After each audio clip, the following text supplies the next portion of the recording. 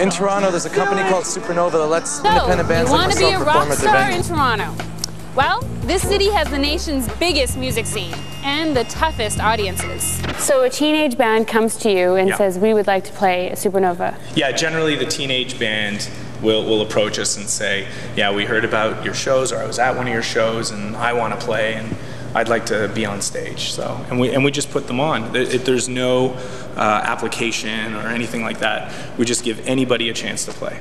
This is the Opera House in Toronto. Many of their big shows happen right here.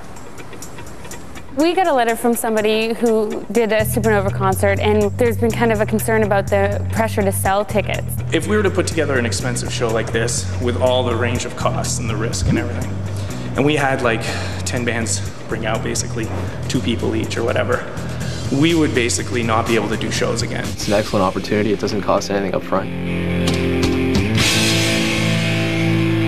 It's not like they're forcing you to sell tickets or anything. We make flyers, you know, things with their names on it, any kind of promotional materials for them. We put them on the website.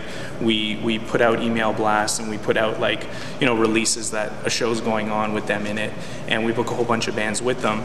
And we book, you know, we book the hall, we book the security, the insurance, the, you know, just the endless amount of things that we have to take care of. But now it's obviously we've got it down to a science, but it's a lot to do. And then the band actually comes to a meeting, and then the meeting, we explain everything to the band, and then we give them their promotional materials, and then they come back at the day of the show and they play. If a band doesn't sell any tickets, then it has no bearing on their Supernova experience? No, it has no bearing from the sense that that show they're still playing. Now, they may not get a great time slot, and we probably won't book them again if they don't have a following. That doesn't mean you have to do it, you know what I mean? Like, the world is full of choice. Before you grab your CD and head out to this town, stop and get some pointers.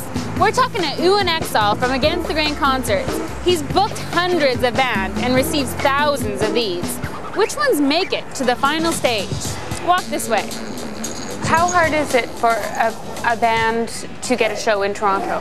You call me, and if I don't have a previously established relationship with you and you're a local band, you're gonna start playing one of our clubs on a Monday or Tuesday night and work your way up. So what can a young band who's just starting out and wants to get some exposure, what can they do to get your attention? I think, you know, if you email me, I will definitely email you back and talk to you on the phone. I might not book you the first time you email me, especially if it's a younger band and I don't have that feeling of confidence.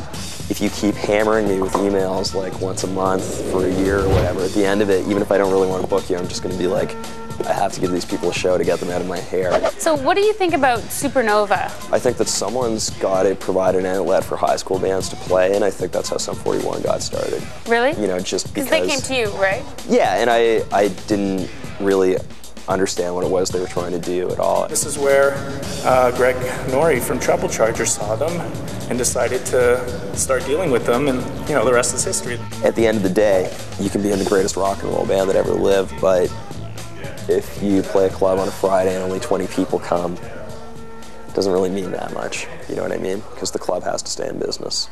That's the most important thing. Choices. That's what you've got when it comes to promoting yourself. Supernova seems like a good way to prepare yourself for the mainstream, where you have to sign contracts, you have to sell as many records as you can, and they might ask you to change your hair.